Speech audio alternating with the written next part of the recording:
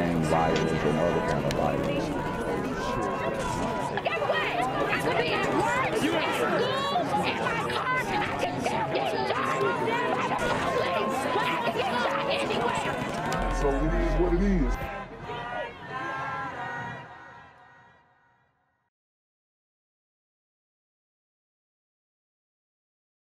What's good, YouTube? It's a Black Gen Z Mindset.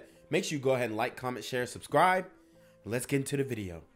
Thwarted by brazen crime, thwarted by a security guard. He says a She cold. 10-year-old boy tried to rob women in his apartment complex at gunpoint. It happened late last week, and the man told Fox 5's Eric Perry something has to be done. The man calls violent crimes involving youth honestly ridiculous nowadays. He says he... Yo, man, it's just... I'm sorry, but it is just so hard for me to take these people seriously, man. Like, this is what you have been asking for, demanding, protesting for. And now you got these little super gremlins in the streets at the tender age of 10 years old, sticking people up with a fake gun. It's giving Tamir Rice. He asked the 10-year-old why he was doing it, and he says the 10-year-old responded, because it was fun. It took place around... Because it was fun.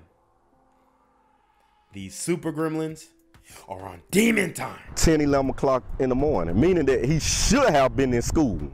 This man who didn't want to show his face works security for this apartment complex off Fairburn Road in Atlanta.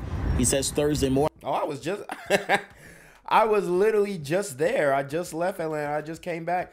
I was literally just there. And the thing is, guys, these young cats, like he said, it's fun. He hears it in the rap songs. He sees his homies doing it. It's like a sport to them, man.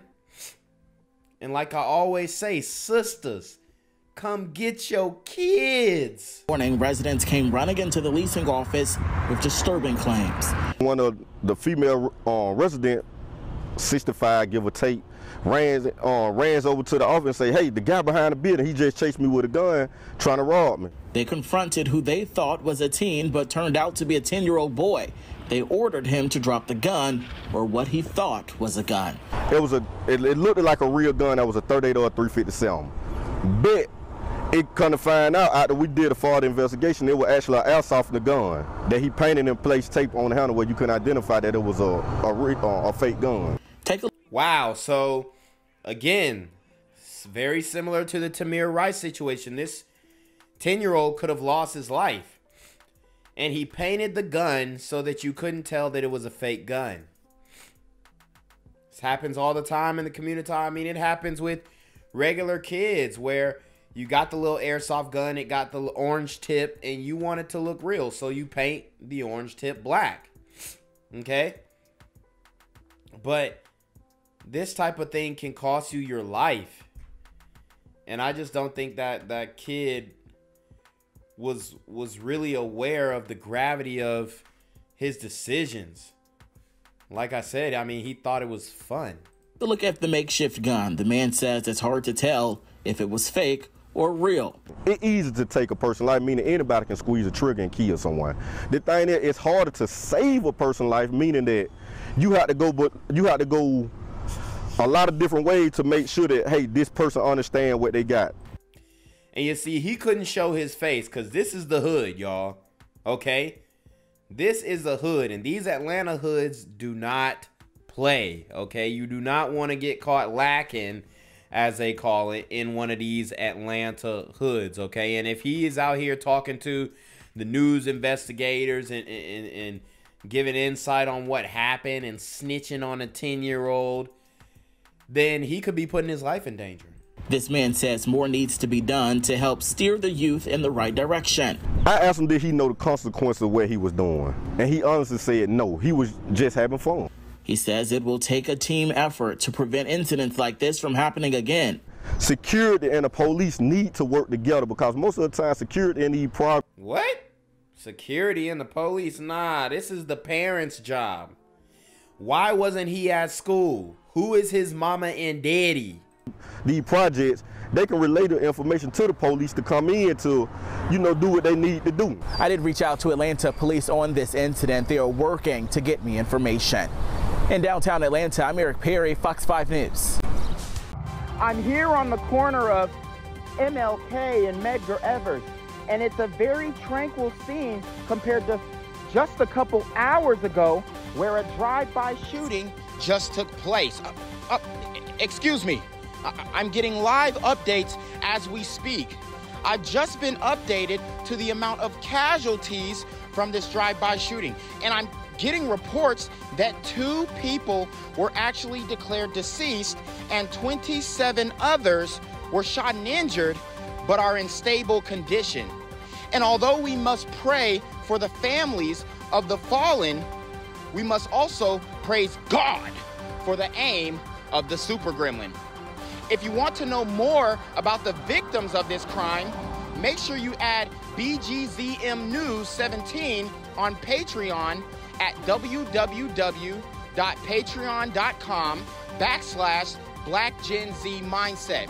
Also, don't forget to like the video, share the video, subscribe to the YouTube channel, and comment on the video to continue the discussion on how we can find solutions to all this gun violence in the streets.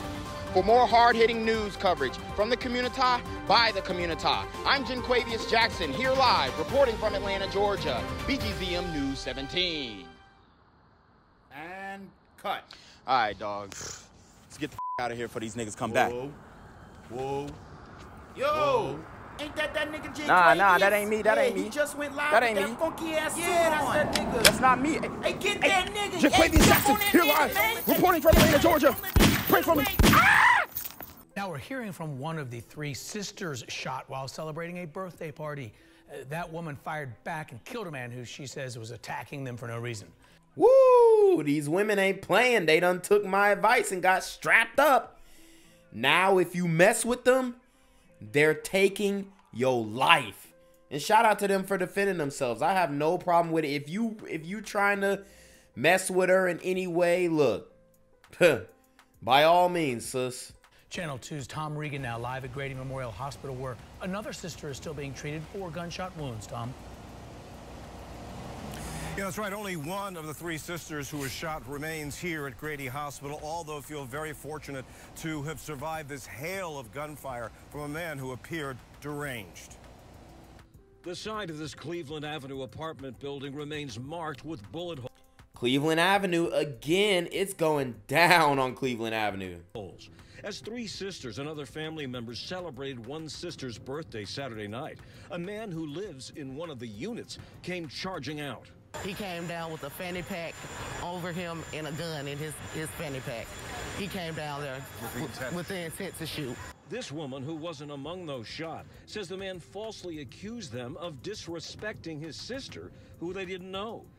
See?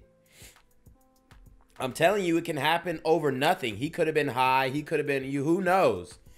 But he said these females disrespected his sus, and he was going to need retribution for that. He then got into a struggle with one of the sisters. He got up, he grabbed his gun, he shot me in my leg. Bullets were flying everywhere, and everybody was running and falling, and it was terrible. And I found my gun on the ground, and I shot back. And you killed him? Yeah, and I killed him. It wasn't my intention, but I had to protect my family as well. She real, man. She real. Shout out to this sister. You know, strong, independent, and strapped. I ain't mad at you. This sister, who like the others wished to remain anonymous, got shot in the leg and arm, causing nerve tissue damage. I was shot 8 times. 8? You have 8, but have they removed the bullets? They removed 1. In all, 3 sisters and a niece were shot. The man accused of shooting them died on the scene. The medical examiner identifies him as Delano Wells Jr., age 22. That was very terrifying. And to see 3 of my sisters shot, laying there on the ground. But they're still thankful one sister fought back and saved their lives. I just want to thank God that they're still here and she was able to protect us. The sister still receiving treatment here is expected to be released next week. Atlanta police have declined to comment on the case, but the sister who fired the fatal shots says she's been told that no charges will be brought against her. Live at Grady Memorial Hospital in downtown Atlanta, Tom Regan, Channel 2 Action News. Video shows the teenager shot in the face during a road rage incident recovering at the hospital. She says she prays for the woman accused of shooting her. Police say that shooter had her 3 small children in the car when she pulled the trigger. Wow. So we got a single mother going around, and just when I spoke about how good it was that sisters was carrying, then we go to a story where a sister unjustly shot a woman in the face on the freeway over a road rage incident. What a great example she's setting for her 3 kids in the back of the car. It's terrifying. Channel 2's Tom Jones is live at Grady Hospital, where the teen is recovering. And Tom, she says she's learned a valuable lesson in all this. Yeah, and that lesson is do not engage or perform any hand gestures with any other driver when you are on the road. That's the lesson. That's the lesson. The lesson isn't to avoid these super gremlins on demon time. The lesson is not to roll your eyes, smack your teeth, do a little neck roll, you know. When you're in traffic and somebody cuts you off, don't show you got an attitude. Don't try and tell them, hey, you did this, you did that. Do not engage. Ashlyn Crouch says she knows that could get you in a bed in a hospital where she is here, or get your family a front row seat at your funeral. Ashlyn says she is very fortunate to be alive. God has kept me protected. 17-year-old Ashlyn Crouch knows she is blessed to be alive. That's after police say 30-year-old Brittney Griffith shot her in the head during... God, this is light-skinned sister on light-skinned sister crime.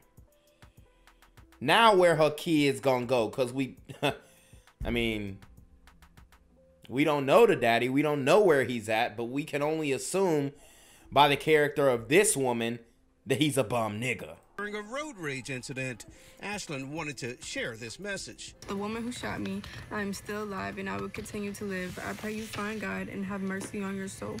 Lord have mercy. She already forgave her. She ain't even got her.